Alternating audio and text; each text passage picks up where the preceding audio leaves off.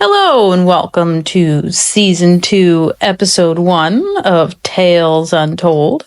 I'm Erica. And I'm Wyatt. We are very excited to be back, and honestly, it really doesn't feel like it's been 6 weeks. It doesn't feel like it at all, especially since we had that special. Yeah, we definitely did not do as much during those 6 weeks as I had hoped. No, not at all. But life had other plans. And that special we did a couple weeks ago about the drones in New Jersey. And we did that because we thought that these mysterious things would, have a reasonable answer at this point, or that they would just be out of the spotlight completely. They have dwindled a little bit in sightings. They have. I've stopped seeing media covering them. Yeah, and I don't know if maybe that's just somebody whispering in somebody's ear saying hey, don't make this so important anymore. But on December 19th, there was Ocean County Sheriff's Office said that they used industrial grade equipment to track these drones, but failed to detect heat signatures or other identifying characteristics. Now, tell me why that means they can't just simply follow these things. Close to sunrise, these things always disappear, right? Yeah. Okay, so you're telling me that there is no way you can follow these things? None? Has someone tried? Well, that's what it sounds like they did. Well, but how hard is it to... I'm guessing they were just following them with other drones, trying to... Why would they follow them with other drones? I don't know. because of the way that they're capable of traveling. They can just turn on a dime. Yeah. You can't do that with a plane. No. You can't do that. So they were trying to follow it. But I don't know. That just doesn't sound like they tried. It doesn't. And with how many there have been every night for 2 months, that's what you got for me? They don't have any heat signatures or identifying characteristics? I feel like there should have been answers by now. Or something. And then combining that with the FBI and the Homeland Security issuing the joint statement that many of these sightings are misidentified aircrafts or lawful drone operations is just absolutely bizarre. Well, I can see that. Some people definitely are seeing lights in the sky and are oh, absolutely. Drone, yes. Going lunatic. Yes. Yeah. Like we talked about in the special, I absolutely have done that myself. But I stared at it long enough to realize that it was, in fact, a helicopter. Yeah. Not something out of the ordinary. It's very weird that they're they're not trying to silence it, it doesn't seem like. But they're trying to brush it off. Yeah. As it was just an aircraft. But what makes it bizarre to me is that, number one, that there's so many. Okay, why is there suddenly a huge influx of drones in the sky? I don't understand that. That nobody has an answer to. Right, and that's my second point here. If these are simply drones that are complying with, your flying regulations and whatnot, why has no company come forth to claim that these are their drones and that there's no problem? Why do we have to look to the government? Why do we have to look to the Pentagon to say, what is this? If it's, sure, I know that Amazon is looking into, I'm not sure if they've finished it yet, if they're looking into having drones delivering packages. They've been talking about that for years. I don't think it's actually done yet. So, this being a relatively populated area, perhaps they're testing these things. But if that's the case... Why don't they just come out and say it? Correct. And not only that, they would get so much publicity from something like this. Yeah. And why... If it's not Amazon, if it's not Walmart, if it's not the post office, if it's not some other third party that we're not Tesla. aware of yet. Yeah, why has no one been that's mine. Don't worry about it, you guys. I got it. Unless they were doing something that is illegal. So then all of that huffluff from everybody saying nope, these are drones and aircraft that belong in the sky. It doesn't add up to me. It doesn't. And also, how there are military bases that are saying that drones are not uncommon to be seen in their sky. Yeah, I don't know why, like, we just kind of keep saying the same thing, but why are they brushing it off so much? Yeah, I did. I mean, I guess it's better than trying to. I don't know. It's not even better than trying to give an explanation. It's not, like they're not even saying, "Nope, these are Amazon. We're good." No, they're just saying, "Nope, it's not a threat. You're fine." No, it's fine. It's fine. Like, this feels like the movie Don't Look Up. Where That was a weird movie. Right. Where people are, in fact, looking up and asking questions. But what is the answer? Like, I don't know. I don't understand it. It doesn't make sense. It is very bizarre, and hopefully there will be answers sooner than later. I mean, it's already been... I don't think it's been 2 months. I think it's been about a month. The website I looked up, it said that they started in the middle of... Oh, it did say November. Why did it say November? But then it also said that it was been going for 2 months. Maybe they said like a little under, because I remember I think it started in November 15th. Yeah, that's what it was saying. But I think I showed you some videos from before then. Because remember I found that video from December of 23? Last year's December?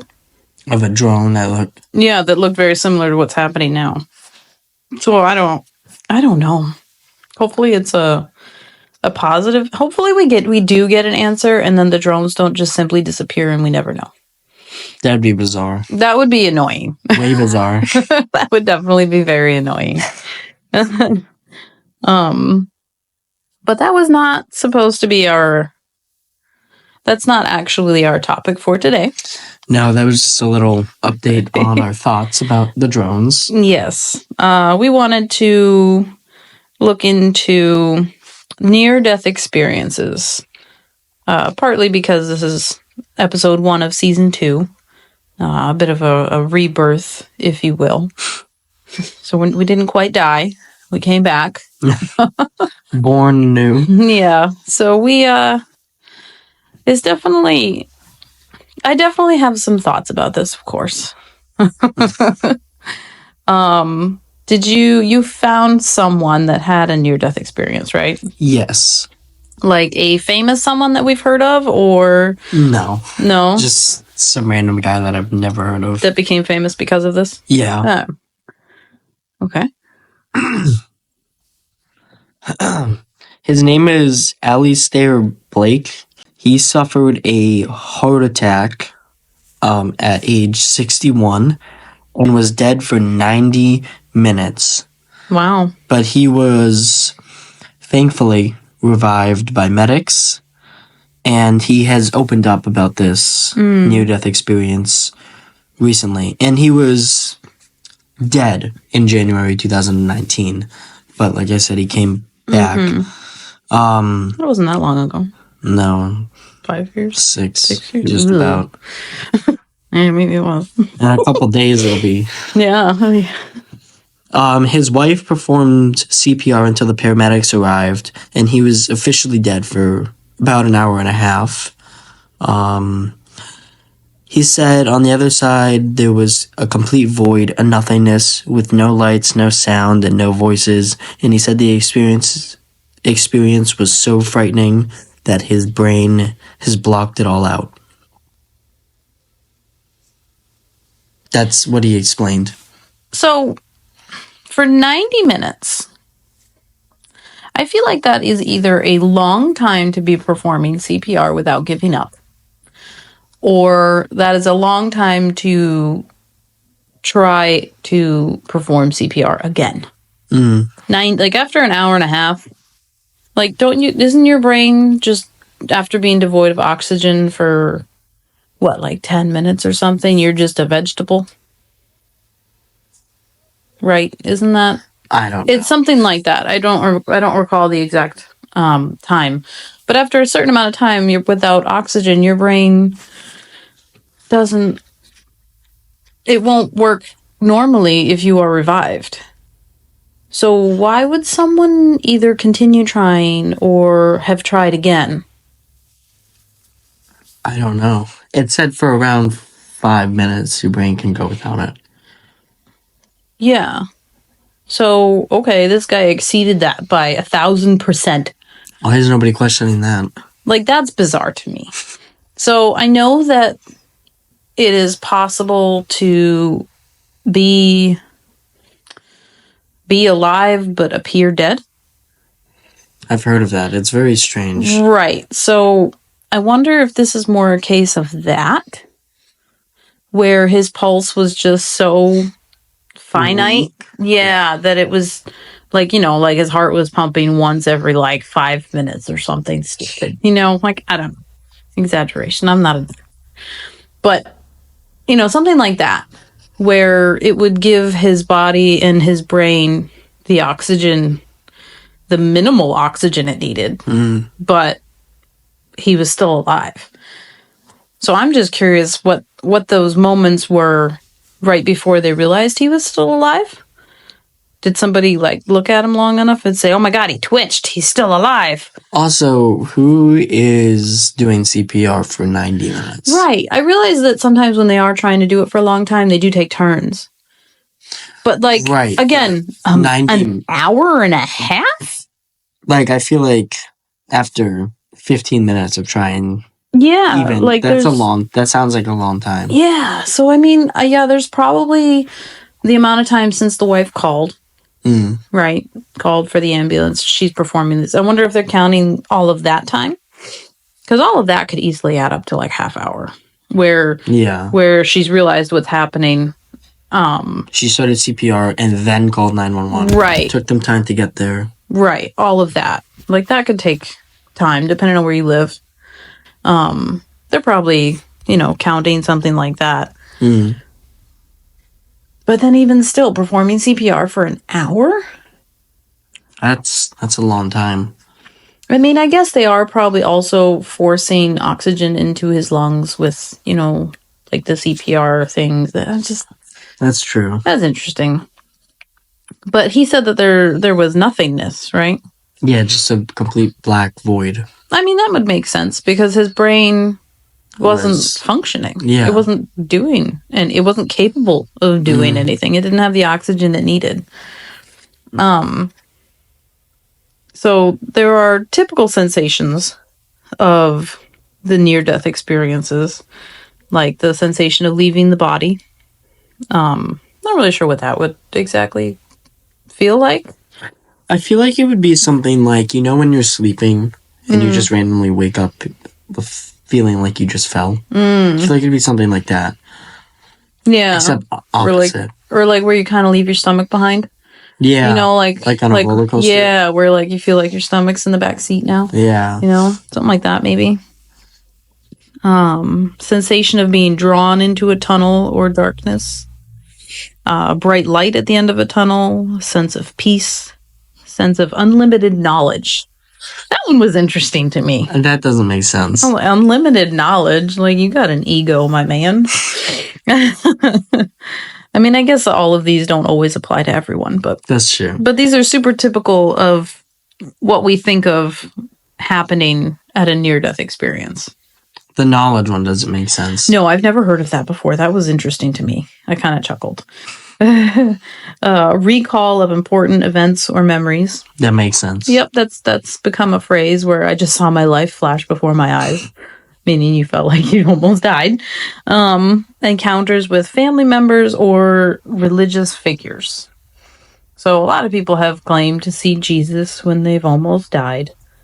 Now I really just think that's the neurons in your brain going, all right, this is going to be bad, so we're just going to overload you with the good so you don't notice. That's true. Like, I'm not going to call it a survival instinct, but I'm going to call it like a last hurrah, where your brain's just going, here's all the good stuff. Take it. Have all the good stuff. Now, I found an interesting article on a .gov website, actually, where only 17% of people that experience a near-death experience actually have something they can remember and report. You know, Really? that have any of these typical sensations. That's weird.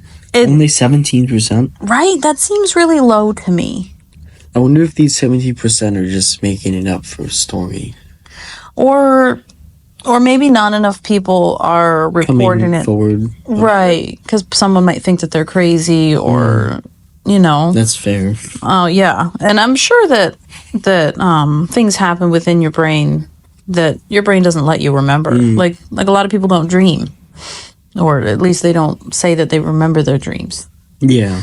Which is strange to me because... I can dream and remember my dreams. Yes, and I've had a lot of dreams where I've actually like dreamed of things happening and then they happen.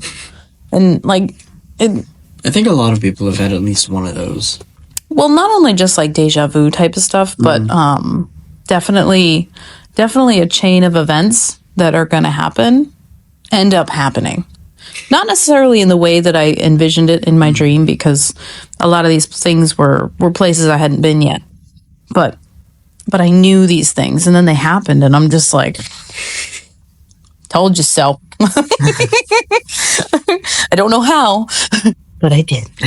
My subconscious putting some puzzle pieces together that my consciousness didn't want to know. I don't know. But I also found it interesting that there's an actual near-death experience scale. There's an What does that mean? So it's an actual scale that they use in a study to say whether or not you qualify What? as having near-death experience. These sensations. So I mean, they can't say no, you didn't have a near-death experience when like you clearly just died on the operating table and you're now awake. Like, What's the scale? I tried to look up the scale. So there's actual questions. It says that there's 16 questions about the content of what you recall happening before, during, and then probably after your near-death experience. But I couldn't find the actual questions. Because of course, my curiosity. I found a lot of dead end websites. I definitely am very curious about those 20 questions because Why I'm are they curious. posted? I don't know. Maybe so that people can't fake it. Oh. You know what I mean? Like they can't fake. And like so they can kind of bend the scale. Yeah. Yeah, maybe. I don't know. That makes sense to me. Yeah, because then somebody can't just walk up and be like, "Can I take your test? I had this happen." You know, like I don't know. But it also said that most of these people that had near-death experiences was because of cardiac arrest. So like a heart attack, heart problem, like they needed. That's the guy that like the guy we talked about. So I'm guessing that maybe that's because your body still has oxygen. So just like when you hold your breath, you're still alive. You're not dead just because you breathing. Right. So you still have oxygen within your body that can be used for a certain amount of time. Which is why you get that sensation of like, I need to breathe. I need to breathe. Your brain's going, dude, stupid, breathe. You need oxygen. Hello. So I wonder if it's a similar scenario because your heart isn't no longer pumping the blood through your veins. Right. I'm going to guess that this is going to sound really strange. I'm going to guess that they still have some sort of velocity in them. Your blood, your veins, like everything is still going to be moving Probably. to a degree, Just a little bit. Right. Like it's not going to be Just still. Yeah, like it doesn't just stop. It says stop dead.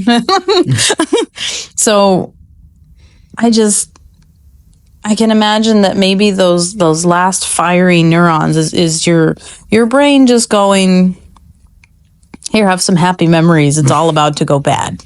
Yeah. Like we said before. So yeah, it's just using that remainder of oxygen. Maybe. I guess we won't know. Oh, absolutely. Yeah. Until this study comes up with something rock solid here.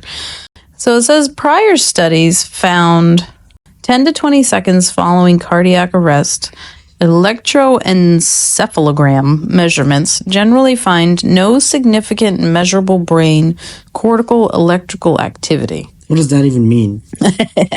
It sounds like it means that the device they use to measure your brain activity didn't find any measurable change. So like we were saying, that maybe it's just your brain using those last bits of oxygen to give you some happy thoughts before you die. Yeah. So I guess this is saying that they don't think that that's what it's doing because there's no measurable change in electrical activity. But maybe it's just a different part of your brain that becomes activated. You know, so it's not necessarily an increase because you have less resources. Yeah. So it wouldn't necessarily be an increase. It would just be a difference. That doesn't make sense. It makes sense to me. It makes sense to me. You totally just agreed with me blindly. I don't understand. So say you're walking through the woods, right? But there's a lot. Right. So there's a tree in your way, right? So instead of like trying to ram through the tree or cut down the tree with more energy, you're gonna go around it. I thought you meant like lay down. Oh, like a broken tree. Okay, yeah. So you're gonna go over it. Yeah. So you're not using more energy. You're just using energy differently. You know what I'm saying? What about like running? Well, I'm just saying like your brain activity is doing something normal. Oh. Okay. You know what I mean? Like before you die, your brain is doing normal, I guess depending on your situation, it's doing regular things. Yeah. So what they're saying is that there's no huge bump in electrical activity in your brain. But maybe that's because there isn't. You know, maybe they're just the electrical activity is just being used differently. In a different spot. Or not, yeah.